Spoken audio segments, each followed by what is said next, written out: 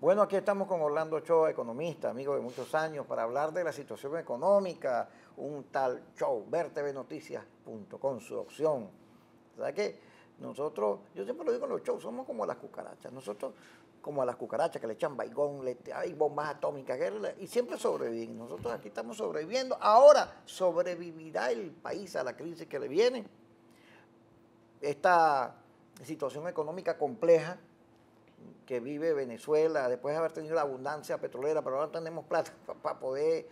Porque la gente se pregunta, Orlando, ¿por qué el gobierno no toma medidas? Porque es obvio que el dólar no tiene el valor que el gobierno le da en el CIMADI, pero tampoco el otro, el que aparece en Dollar Today, el de Cucu, ese no es el valor real. Aquí hay operaciones bancarias que todos los días se cierran y tiene un valor de 320, pero es tan débil el gobierno que la especulación, el pánico, hace que cualquier situación produzca que la gente cambie bolívares por dólares, porque el terror a la hiperinflación, el bolívar no vale nada, la impresión de billetes cada rato y la indecisión de Maduro al tomar medidas. ¿Por qué el gobierno no toma medidas? Parecía que no tiene real para tomarla. ¿Qué dices tú? Bueno, gracias, Kiko, por la invitación. Tú estás planteando justamente el aspecto que en la economía se trata mucho con psicología. Cuando los economistas analizamos las expectativas hacia dónde va un país o hacia dónde la gente cree que va el país, tiene que ver con la percepción sobre la estabilidad. Y las percepciones, como en muchas otras áreas de la actividad humana, son tan importantes como los hechos. De los hechos, sabemos que hay una economía con graves desequilibrios, observables y narrados, Kiko, por años. Cuando en los años 2005 a 2010, decíamos los economistas, el gobierno pasó de financiarse con los recursos petroleros a emitir deuda agresivamente, luego a tomar las reservas del Banco Central y a pasarlas para el Fonden. Creó el Fonden justamente hace 10 años, junio del 2005. Por Chávez, que pidió un millardito en el 2004, le dijeron que no, se lo dio PDVSA, luego dijo, bueno, vamos a modificar la ley, vamos a sacar 3, cuando iban a modificar la ley pidió 6 y cuando se ejecutó la ley 12, dejó el boquete abierto y por esa modificación, 10 años después ha sacado más de 105.000 millones de dólares de las reservas y de la tesorería de PDVSA. Cuando vemos la situación actual, ¿qué tienen de componentes? Para no entrar tampoco en los aspectos. Uno, el gobierno y PDVSA, que son parte del sector público, tienen un déficit en bolívares gigantesco. Uno dice, bueno, entran los bolívares, los dólares del petróleo, el gobierno tiene para gastar, está haciendo misiones, continúa la misión vivienda, anuncia planes, hace como si no pasara nada. Pero cuando nosotros vemos las cifras del Banco Central, que están disminuidas, no se publican índice de precios, actividad económica, varias cosas, pero sí hay algunos datos muy técnicos que nos dicen cómo el Banco Central crea dinero. Y dentro de esos aparece un renglón que es cuánto el Banco Central está comprándole títulos de deuda a PDVSA o recibiendo. Y resulta que ese monto, que en el 2010 comenzó por el equivalente a unos 4.500 millones de dólares, subió a 17.000, si no recuerdo, millones de dólares en el 2011, en el 2012 con Chávez vivo y en campaña en el segundo semestre subió una barbaridad, subió de 18.000 millones acumulados a 50.000 millones de dólares, usando un financiamiento para cubrir la campaña, el déficit y con el precio del petróleo a $103. Primera lección importante, no es el precio del petróleo el que determinó la crisis venezolana, comenzó a $103. En el 2012, cuando Hugo Chávez hace uso de los recursos y se gasta mucho más de lo que había, como parte de los bolívares eran financiados por creación del Banco Central, eso que se llama popularmente la maquinita de imprimir papel, billete. Esa cantidad de bolívares que financiaron el déficit de PDVSA entraron a circular. ¿Y qué hace la gente cuando recibe bolívares y paga todas sus cosas normales de la vida? Compra dólares. La compra de dólares en el 2012, ¿te acuerdas que subió de 8 bolívares que se percibía a 20? Y usábamos más o menos el mismo indicador ilegal, la página web de Dollar Today, y estuvo más o menos estable por 3 años, entre 7 y pico y 8 y pico. Pero en esa época no había como hoy que hay pánico, porque la inflación... Por eso te decía el tema psicológico, por eso te mencionaba el tema psicológico, que es lo que ha cambiado. Pero la crisis, o mejor dicho, la agudización de la crisis, porque desde el 2005 el país venía pedaleando no solo con petróleo, con deuda, acuerdos con China, toma de reservas.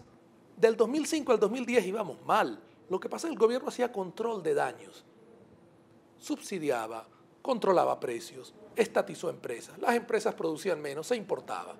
Se dañaba la agricultura venezolana, se importaba. Y además los amigos que importaban hacían grandes comisiones, repartían. Un sistema de ineficiencia económica, corrupción, pero con dinero y dólares.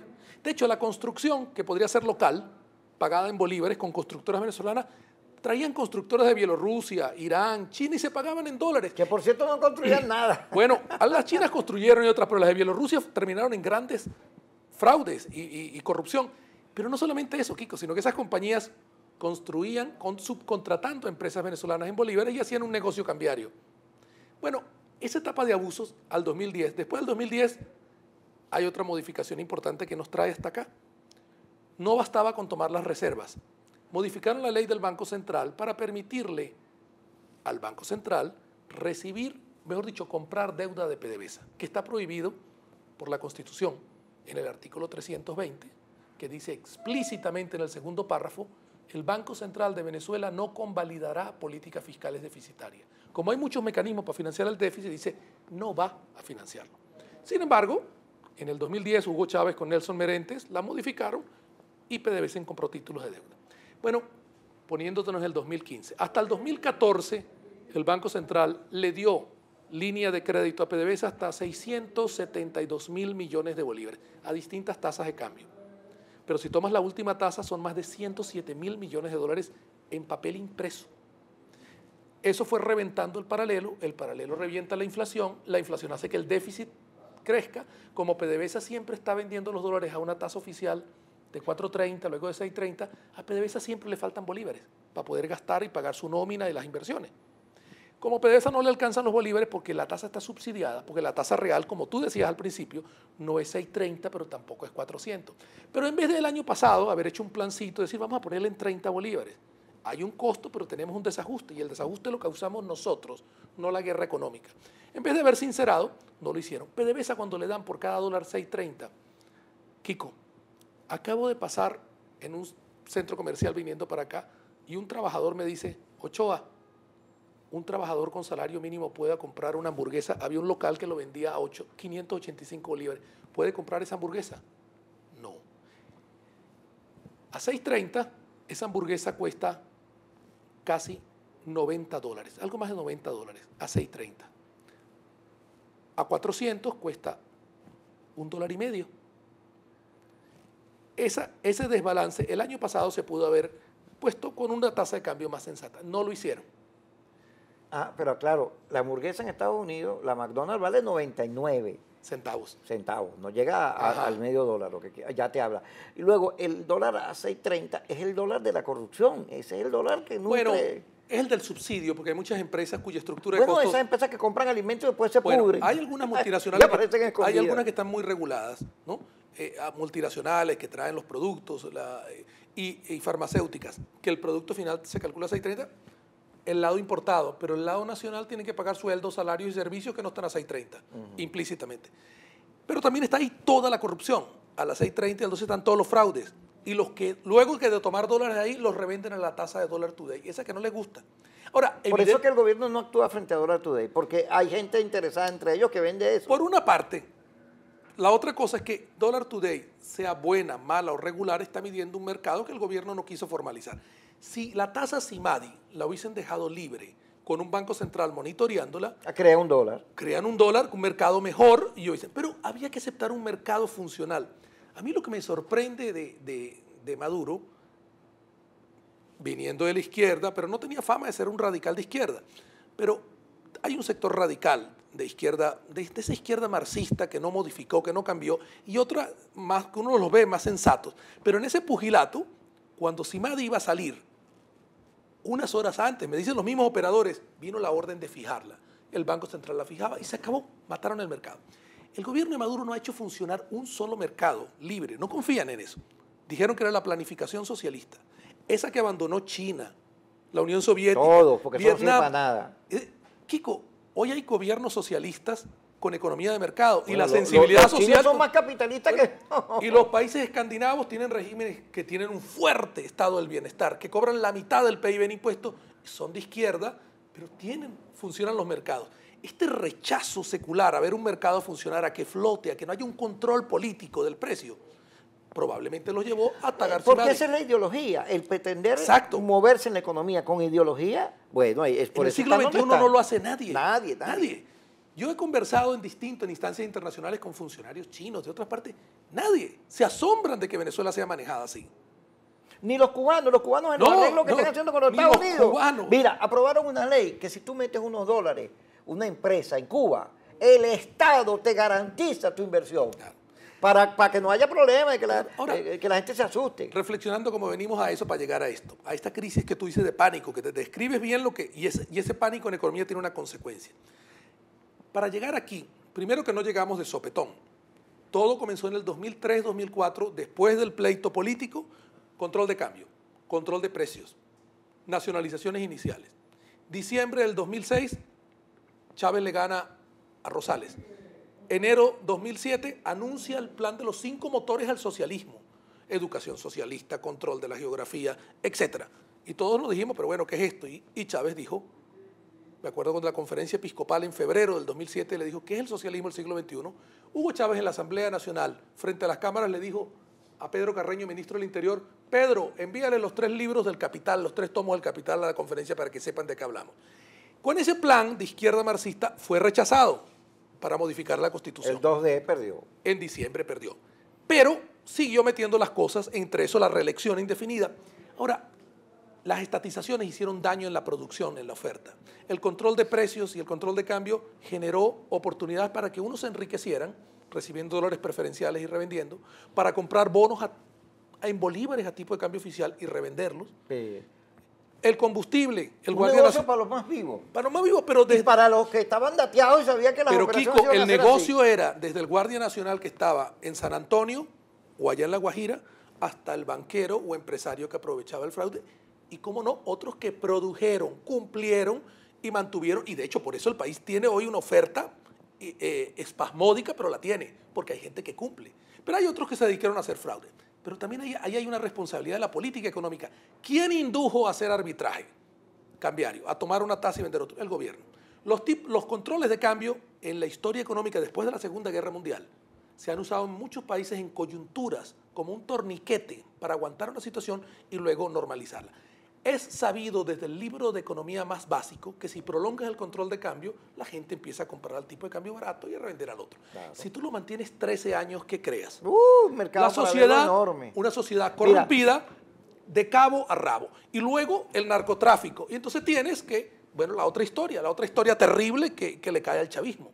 Entonces, del 2005 comienzan los abusos monetarios. El bachaquerismo, el bachaquero, que es ahora un oficio en Venezuela. Es la consecuencia natural. Sí, fíjate que en el Zulia la droga ha disminuido porque es más negocio el bachaqueo de gasolina que la droga. Ahora, mucho más rentable. El gobierno dice, yo escuché a Nicolás Maduro y al Canal 8, métete a ver que ellos culpan a los bachaqueros, ellos son parte de la guerra económica, son agentes del imperio vendidos. Y resulta que el bachaqueo, tú vas a Cuba y hay, en la Unión Soviética había, son productos de esos estados que controlan todo. Las economías de los controles socialistas o controladas generan arbitraje. El arbitraje genera un empleo que tiene un ingreso formal más alto que si trabajaran a salario mínimo. Así de simple. Ahora, fíjate tú, narramos algo los aspectos del 2005 hasta acá. Abusos fiscales para ganar elecciones. Era para ganar elecciones. Misiones que ayudaban a la gente, pero organizaban el voto y hacían bases de datos con las misiones y los movilizaban. Ganaban elecciones. Se buscaron recursos, se financió con endeuda, con China, imprimieron dinero, la inflación empezó a subir. Chávez reventó el pote en el 2012 antes de morir, él mismo a $103 el barril, con lo que dije que ocurrió, expansión del gasto para ganar en el segundo semestre, y luego sube el tipo de cambio paralelo, y a partir del 2013 llega Maduro. A Maduro desde marzo del 2013 le tenían ya un plan económico, un pequeño plan económico, nos lo dicen los mismos funcionarios que hablamos. Maduro, cuando devalúa el bolívar de 2.30 a 4.30, que fue su única medida importante, ve que hay un impacto impopular y adjudica que casi pierde contra Enrique Capriles por eso, no por todo lo demás, sino por eso. Y el mini plan económico se echó para atrás. ajustar la gasolina, moderar los gastos, dejar de imprimir billetes para financiar. Y Maduro sigue por inercia lo mismo y se dedica a hacer propaganda. Da el dacazo y piensa que realmente con una manipulación mediática puede sostener. Continúan los males económicos, déficit gigantesco, financiado con bolívares.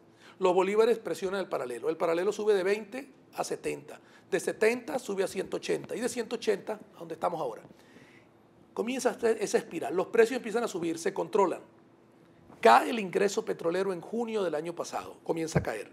Hay un mini plan que Ramírez, gran culpable de extraer todos los recursos de PDVSA para financiar eso, comienza a ser, curiosamente, el mismo que hizo el desastre. Empieza a hablar de todas las medidas que van a tomar. Y comienza a hablar de un sacudón. Cuando Maduro y los demás políticos ven el plan y ven que tiene un costo, porque hay que hacer una rectificación y que las rectificaciones son impopulares, Kiko. Y al igual que Jaime Lucinchi o cualquier gobernante del pasado, que claro, los desórdenes del pasado ya eran de otras dimensiones, era un país con menos dinero, dicen, no chico, esto nos deja mal. Y los políticos jóvenes del PSV, los jóvenes, los de 30 y 40 años, lo que se llaman los hijos de Chávez, dicen, pero si nos van a fregar a nosotros, el modelo no va a poder continuar en el futuro, nosotros no vamos a poder beneficiarnos. Paralizan el plan. Y Maduro, que es un inseguro y que conoce muy poco de esto y que probablemente no tiene idea de hasta dónde puede venir el daño, posterga. El petróleo llega a caer a $40, 30 y algo, vuelve a subir, pero el promedio de ingresos que da este año no cubre ni las necesidades de Venezuela, y mucho menos si hay que pagar todas las deudas, servir las deudas, la deuda pública, PDVSA, República, China, y además importar crudo y productos que hemos estado importando los últimos 3 años, más de $8.000 millones, mucho más que el servicio de la deuda. Entonces, en esa situación de estrangulamiento de dólares y bolívares, llegamos a este pánico. Quédate ahí en el pánico. Vamos a meternos en eso en la segunda parte del programa, Orlando Show Economista, aquí en vertvnoticias.com, un tal show.